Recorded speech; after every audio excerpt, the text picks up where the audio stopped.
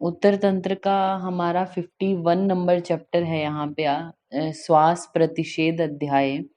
इसमें देखिए जो 2 नंबर श्लोक है इसके विमर्श में देखें आप, विमर्श की सेकंड लाइन में ये चरक आचार्य हैं जो उनके अकॉर्डिंग बोला गया है, कामा प्राण हरा रोगा बहुओ नैतु ते तथा यथा श्वासश्च हिक्का च प्राणान आशु निकृते। बोलते हैं कि जो प्राणहर रोग हैं वो बहुत सारे हैं जो प्राणों को हरने वाले हैं, लेकिन उनमें भी प्राणों को जल्दी हरने वालों में हिक्का और श्वास से बड़ा कोई नहीं है, ऐसा बोला गया उन्होंने। तो ये लाइन आपको लिख के देंगे, कामा प्राण हरा रोगा बहुओ नैतु ते तथा, इस तरीके से, या प्राणान आशु निकृत। तो ये किस व्याधि के लिए बोला गया? श्वास और हिक्का के लिए कहा जाता है।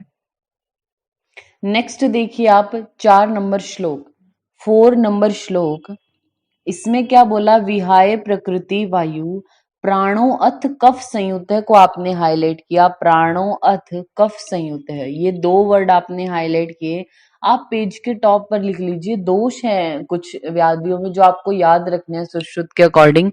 सबसे पहले लिखिए छर्दी, छर्दी लिखिए पेज नंबर 475, इस पे हम आपको लिखवा रहे हैं। छर्दी के आगे एरो करके लिख लीजिए यूवी।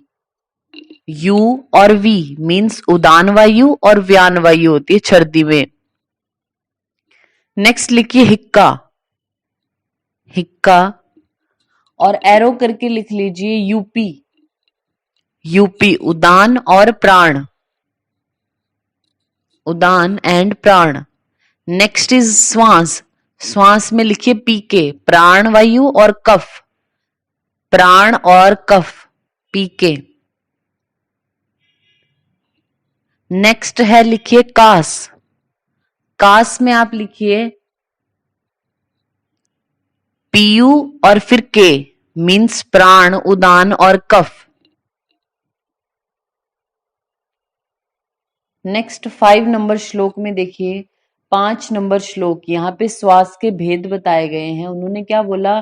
शूद्रक तमकश छिन्नो महान ऊर्ध्वम च पंचधा, यानी 5 प्रकार के होते हैं श्वास के भेद। भिद्यते सह महाव्याधि श्वासो एक विशेषता, इन्होंने महाव्याधि बोला श्वास को। आप यहीं लिखिए चरक और एरो करके लिख लीजिए महाव्याधि हलीमक।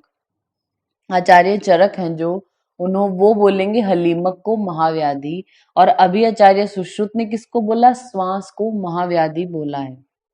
5 प्रकार की कौन कौन सी होती है ये आपको याद रखनी है। देन हम आते हैं, देखिए राइट पेज है जो 477, 477 पे पहले विमर्श लिखा है ना, विमर्श की सेकंड लाइन में देखिए चरकोक्त श्वास पूर्व रूपम, चरक के अकॉर्डिंग श्वास के पूर्व रूप आप हाईलाइट कर लेना ये श्लोक। वैसे हम चरक संहिता में भी पढ़ते हैं, अनाहा पार्श्व शूलम च पीडनम हृदस्य च प्राणस्य च विलोमत्वम श्वासानाम पूर्व लक्षणम। आप में आपको कोई भी एक फ्रेज देंगे जैसे प्राणस्य च विलोमत्वम या पीडनम हृदस्य च या अनहा पार्श्व शूलम, तो किसके पूर्व रूप है? ये श्वास के पूर्व रूप बोले गए हैं। नेक्स्ट देखिए 8, 9 और 10 नंबर श्लोक में तमक जो श्वास है हमारी या प्रतमक श्वास है उसके लिए क्या बोला गया? त्रिड स्वेदम वमथु प्राय, यानी पेशेंट को तृष्णा स्वेद वमन आदि होता है। कंठ घुरघुरान वितह को आपने हाईलाइट किया, कंठ घुरघुरान वितन, यानी कंठ में क्या होती है? घुरघुर की जो आवाज है, एक अलग तरीके की आवाज प्रोड्यूस होती है, इसको आपने हाईलाइट किया। देन विशेषाद दुर्दिने तामियत श्वासम को आपने हाईलाइट किया, यानी दुर्दिन जब भी होगा उस दिन इसका आक्रमण ज्यादा होता है। उस दिन तमक श्वास, जैसे अस्थमा का अटैक आता है ना, अस्थमा से कोरिलेट करते हैं हम तमक श्वास को, तो दुर्दिन में जो है वो तामियत उच्छ्वासम, ये आपको हाईलाइट करना है। दुर्दिने दुर्दिन में होगा, यानी जब आकाश में मतलब जो बादल छाए होते हैं ना उस टाइम पे, तो दुर्दिने तामिये श्वासम कंठ गुरगुरान्वितः। फिर नेक्स्ट देखिए 10 नंबर श्लोक में क्या बोला? स शाम्यति कफे हीने स्वपतश्च विवर्धते, मीन्स बोलते हैं जब पेशेंट क्या होगा कफ निकाल देगा तब तो क्या होगा? शाम्यति कफे, शमन होगा। स्वप्त च विवर्धित, सोते हुए पेशेंट को ऐसे सांस बढ़ जाती है और नेक्स्ट लाइन में देखिए मूर्छा ज्वर अभिभूतस्य को हाईलाइट किया आपने। मूर्छा ज्वर अभिभूतस्य गेय प्रतकमस्तु स, यानी प्रथमक श्वास क्या है, जब इन लक्षणों के साथ साथ मूर्छा और ज्वर ये भी हो जाए तब उसको आप प्रथमक काउंट करते हैं। आपसे पूछा जाएगा कि मूर्छा और ज्वर युक्त कौन सा श्वास है, ऑप्शन में होगा तमक है, संतमक है, प्रथमक है, या तीनों, इस तरीके से कुछ भी क्वेश्चन पूछ सकते हैं। देन प्रथमक होगा उसका। पैसे प्रथमक याद रखना, पैसे पित्तज लक्षण, मूर्छा और ज्वर होना पित्तज लक्षण है, तो पित्त वाले ये दो लक्षण इंक्लूड हो जाते हैं, तो प्रथमक श्वास। विमर्श में देखिए आप 10 नंबर श्लोक के नीचे जो विमर्श लिखा है उसकी सेकंड लाइन में चरक के अकॉर्डिंग बोले गए तमक श्वास की संप्राप्ति बोली है पहले, प्रतिलोमम यदा वायु श्रोतांसी प्रतिपद्यते, ग्रीवा शीर्षम संग्रहे श्लेष्माणम समुदीर्य च, करोति पीनसम तेन रुद्धो गुरुगरक तथा अतीव्र तीव्र वेगश्च श्वास प्राण पीड़नम। नेक्स्ट लाइन में देखना लास्ट में तस्यैव च विमोक्षान्ते मुहूर्ते लभते सुखम, मुहूर्ते लभते सुखम। इसमें क्या बोला गया कि जब पेशेंट क्या करता है कि जो भी म्यूकस है, जो उसको कफ बन रहा है अंदर, जब उसको वो उसका विमोक्षण कर देता है, उसको निकाल देता है, स्पिट कर देता है, तब मुहूर्तम लभते सुखम, कुछ मुहूर्त के लिए उसको सुख का मतलब लाभ ऐसे होता है, अच्छा लगता है उसको। फिर इसी लाइन में लास्ट की ओर देखना, न च अभी लभते निद्रा शयनम श्वास पीड़ितम, यानी जब पेशेंट सोएगा या लेटेगा तब उसको फिर श्वास हो जाएगा, इस तरीके के लक्षण आएंगे। और नेक्स्ट लाइन में बिल्कुल मिड में देखना, उसको आपने हाईलाइट करना है, आसीनो लभते सौख्यम उष्णम चैव अभिनंदति, ये वर्ड लिखा हुआ है, यानी आसीनो जब पेशेंट बैठेगा तब उसको रिलीफ मिलेगा, वरना अगर लेट जाता है तो श्वास के ये लक्षण जो भी बताइए बढ़ जाते हैं। तो बैठने पर जिसमें लाभ मिले, उष्ण चीजों से लाभ मिले, उसको क्या बोला गया है, हमारा तमक श्वास। आप जो है वो पेज के बॉटम पर लिखना कुक्षी शूल, पेज नंबर 479, 479। इसमें देखिए आप ये जो विमर्श लिखा हुआ है इसमें पहले मॉडर्न के कुछ वर्ड मतलब लाइनें बताई हुई हैं, देन उसके बाद आयुर्वेद वाला पोर्शन है। फिर आयुर्वेद वाले पोर्शन में आप 6th लाइन में देखना, 6th लाइन में प्रथमक श्वास के लक्षण ये चरक और सुश्रुत दोनों के अकॉर्डिंग एक ही जैसे हैं, ज्वर मूर्छा परितस्य विदात प्रथमक तूतम, यानी ज्वर और मूर्छा वाले को आप प्रथमक श्वास बोल देते हो। फिर इससे देखिए 6 से 7 8 लाइनें छोड़ के संतमक श्वास लक्षणम करके हेडिंग है, तो बोला गया है चरकाचार्य के अकॉर्डिंग, इंपॉर्टेंट है लाइन, आप हाईलाइट कर सकते हैं, तमसा वर्धते अत्यर्थम शीतेन आशु प्रशाम्यति, यानी तम अंधेरे में जाएंगे तो बढ़ जाएगा और शीतल चीजों से ठीक होगा, और मज्जस्तम अवसायदत विद्याद संतमकम तूतम, मीन्स पेशेंट को ऐसे लगता है जैसे वो अंधेरे में ऐसे डूब गया, इस तरीके से उसको खुद फील होगा, और अगर आप उसको तम में ले जाएंगे तो ज्यादा बढ़ जाएगा और ठंडी चीजों से शांत होगा, वो संतमक श्वास है आपका। उष्णम चैव अभिनंदिति हमारा तमक श्वास में हमने पढ़ा चरक के अकॉर्डिंग कि उष्ण चीजों से अच्छा लगता है, तो वो हमारा जो है वो तमक श्वास में था। नेक्स्ट आता है हमारा 11 नंबर श्लोक में छिन्न श्वास के लक्षण बताए गए, तो आदमातो दहीय मानेन बस्तीना, ये वर्ड हाईलाइट कर लीजिए आप, दहीय मानेन बस्तीना, यानी जो बस्ती है यूरिनरी ब्लैडर है वहां पे पेशेंट को दहा फील होगा, तो छिन्न श्वास का इंपॉर्टेंट लक्षण है ये। फिर देखिए विमर्श की फर्स्ट लाइन में चरकोक्त जो लक्षण है वो बताए गए, तो सेकंड लाइन में उन्होंने भी ऐसे ही बोला, अनाहा स्वेद मूर्छार्तो दहीय मानेन वस्तीना, फिर विप्लुताक्ष परीक्षीण स्वश्न रक्तेक लोचने, हाईलाइट कर लीजिए आप, रक्तेक लोचन, ये तो इंपॉर्टेंट है ही है, दहीय मानेन बस्तीना, ये चरक और सुश्रुत दोनों ने लिखा, लेकिन चरक के अकॉर्डिंग रक्तेक लोचन, यानी एक लोचन, एक आंख पेशेंट की रेड रहेगी छिन्न श्वास में, वो आपने याद रखना है। नेक्स्ट आइए 12 नंबर श्लोक, 12 नंबर श्लोक, उसमें पहले दो वर्ड हाईलाइट कर लीजिए, विसंज्ञम पार्श्व शूलार्थ, विसंज्ञा मीन संज्ञा नहीं रहती, पेशेंट को अनकॉन्शियस हो जाएगा, पार्श्व शूल से पीड़ित होगा और जोर से आवाज करेगा, शुष्क कंठो अति घोषवान, तो वो हमारा महाश्वास है। विमर्श में देखिए चरक के अकॉर्डिंग लक्षण बोले, फर्स्ट लाइन लास्ट में हाईलाइट करना, उच्चे स्वस्ति समृद्धो मत ऋषभ इव निशम, यानी मत जो पागल ऐसे वो होता है ना, ऋषभ यानी जो बैल सांड इस तरीके से बोल सकते हैं, उसके जैसी आवाज करेगा, यानी बहुत लाउड नॉइसी जो है वो उसकी ब्रीदिंग होगी, ऐसा बोला गया। प्रनष्ट ज्ञान विज्ञान तथा विभ्रांत लोचन, तो चरक के अकॉर्डिंग ये महाश्वास के लक्षण है। फिर है हमारा 13 नंबर श्लोक, 13 में ऊर्ध्व श्वास है जो उसके लक्षणों के बारे में सेकंड लाइन में वर्ड हाईलाइट करना, ऊर्ध्वम प्रेक्षी, ऊर्ध्वम प्रेक्षी यानी ऊपर की ओर देखता रहता है पेशेंट, तो ऊर्ध्व श्वास में ऊपर की ओर देखता रहता है। इसी तरह विमर्श में देखिए चरक के अकॉर्डिंग सेकंड लाइन में ऊर्ध्वम दृष्टि विपश्यस्तु, ऊर्ध्व की ओर ही हो जाती है पेशेंट की दृष्टि, ऊपर की ओर ही देखता रहता है, इंपॉर्टेंट है ये लक्षण ऊर्ध्व श्वास में। नेक्स्ट है हमारा 14 नंबर श्लोक, इसमें क्या बोला, क्षुद्र साध्यस्तम तेषाम तमक कृच्छ उच्यते, यानी जो शुद्र श्वास होती है वो तो साध्य है, जो तमक श्वास है वो कृच्छ साध्य है। त्रया श्वासा न सिद्धति तमको दौर्बलस्य च, वैसे तमक श्वास को कृच्छ साध्य बोला, लेकिन छिन्न है, महा है, ऊर्ध्व, ये तो तीनों असाध्य है, लेकिन दुर्बल अगर पुरुष में तमक है तो वो भी असाध्य, न सिद्धति, वो भी ठीक नहीं होती अगर दुर्बल में है तमक, नॉर्मल पर्सन में तो कृच्छ साध्य है। नेक्स्ट हमारा 15 नंबर श्लोक में बोला श्वास रोगों की चिकित्सा, तो आप हिंदी में देख सकते हैं कि कुछ लोग बोलते हैं बलवान रोगी हैं तो उनको स्नेह बस्ती के बिना मृदु या पीड़ा न करने वाले द्रव्यों से वमन या फिर विरेचन आप करा सकते हैं।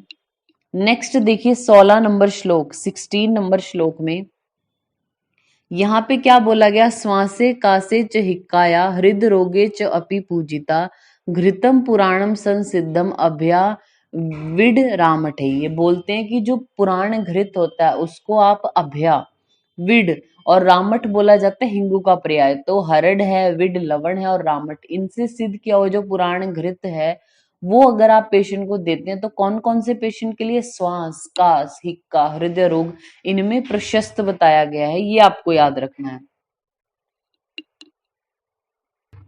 उसके बाद हमारा जो 24 नंबर श्लोक है, 24 नंबर श्लोक, उसकी हेडिंग को जस्ट आप एक बार देखना है कि श्वास हर सुवहा आदि घृतम, तो सुवहा आदि घृत जो एक योग है वो श्वास में बताया आचार्य जो सुश्रुत है उन्होंने। नेक्स्ट अब जहां पे ये चैप्टर खत्म हो रहा है 56 नंबर श्लोक है जो, वहां पे आप आ जाइए 56 नंबर श्लोक,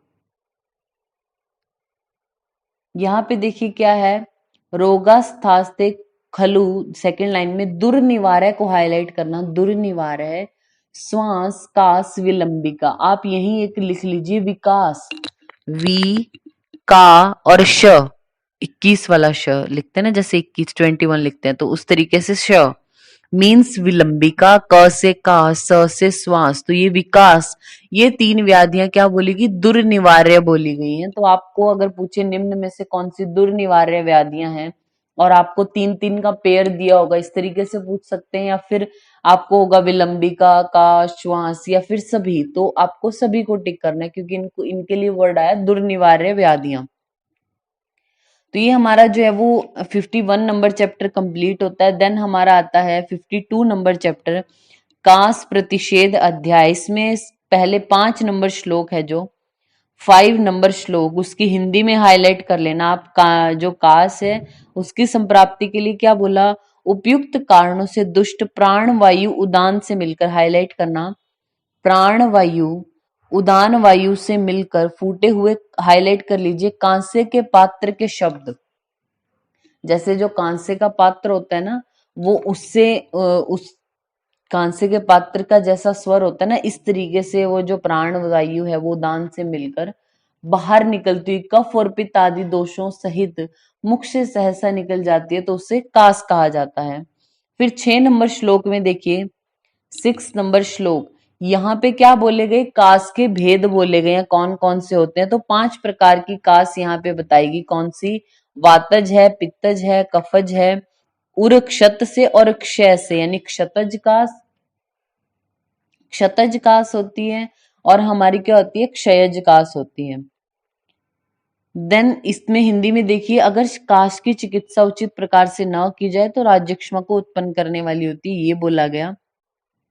आप क्या, जैसे हमने पिछले वाले चैप्टर में लिखा ना कि छर्दी में कौन से दोष थे, हिक्का में कौन से हैं, या फिर श्वास में कौन से, काश में प्राण और उदान पीयू के हमने आपको लिखवाया था। तो पीयू मीन्स प्राण और उदान तो आपने ध्यान रखना ही है, वो आपसे मेन वही पूछा जाएगा। बाकी कफ और ये दोष भी होते हैं ना साथ में इंक्लूडेड, कफ आदि दोष जो होते हैं, तो वो दोष कोई भी कफ या पित्त दोनों में से किसी भी दोषों से युक्त होके फिर वायु निकलती है। वायु जो है मेन पीयू, प्राण और उदान, वो जरूर आपने याद रखना है। नेक्स्ट देखिए, इसके 7 नंबर श्लोक में बताए गए कास के पूर्व रूप। तो यहाँ पे कास के पूर्व रूपों में बोला गया भविष्यति तस्य तु कंठे कंडुष्ट भोजनो उपरोधे गल तालुप लेपो। ये जो पूर्व रूप हैं कास के, चरक के अकॉर्डिंग इंपॉर्टेंट है। विमर्श की फर्स्ट लाइन में आप हाईलाइट कर लेना चाहे, चरक के अकॉर्डिंग क्या है, पूर्व रूपम भवे तेषाम, हाईलाइट करना, शूक पूर्ण गलास्यता, कंठे कंडुश्च, भोजना नाम अवरोधश्च जायते, यानी शूक पूर्ण गलास्यता, गल में हम ऐसा लगता है मुख में कि शूक भर दिए गए हों, कंठ में कंडू होता है, भोजना नाम अवरोधश्च जायते, यानी भोजन का क्या होगा, अवरोध होगा। तो ये कास के पूर्व रूप है, चरक के अकॉर्डिंग इंपॉर्टेंट है।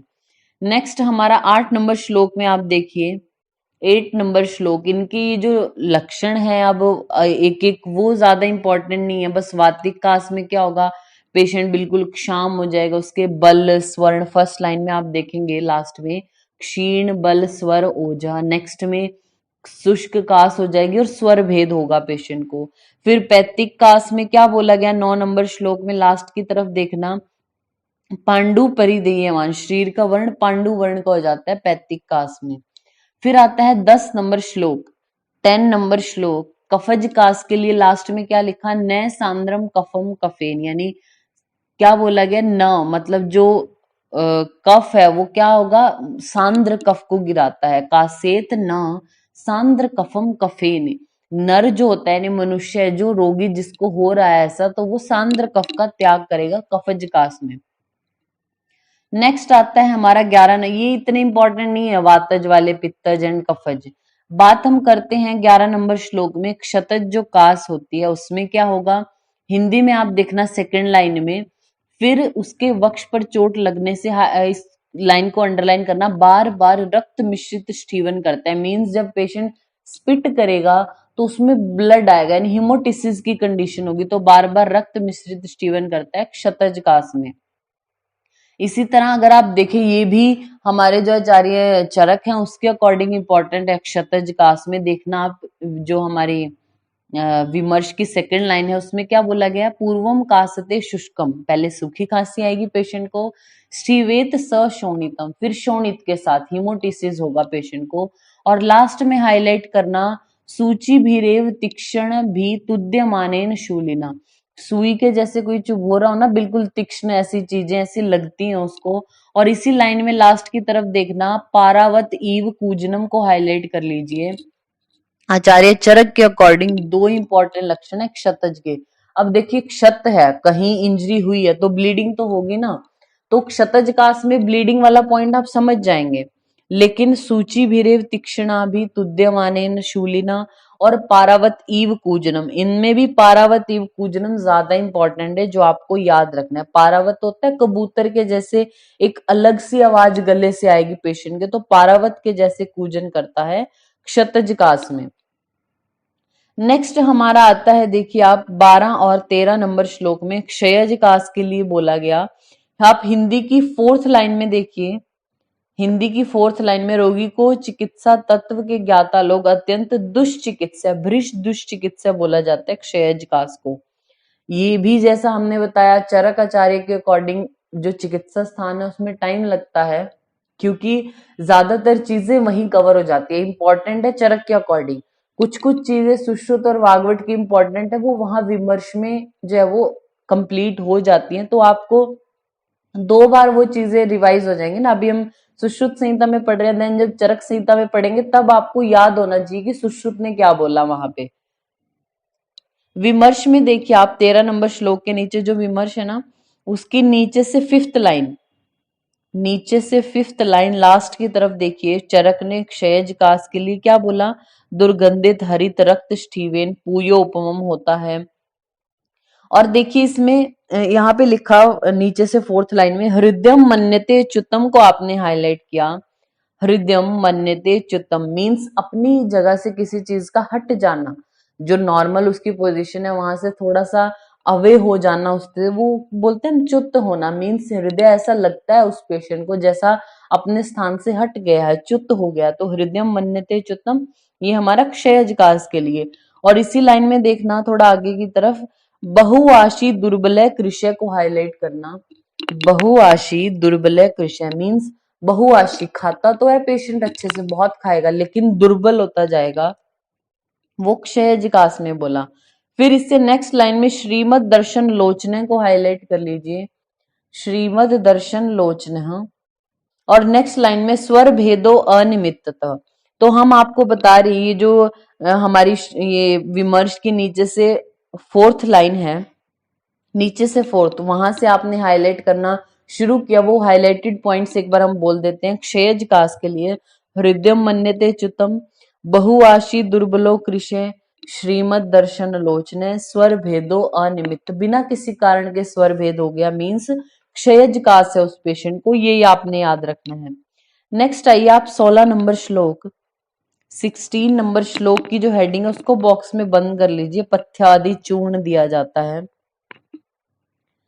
नेक्स्ट है हमारा 18 नंबर श्लोक की हेडिंग क्या है? कास हरो मृचादि योग। तो मृचादि योग, पथ्यादि चूर्ण दिया है।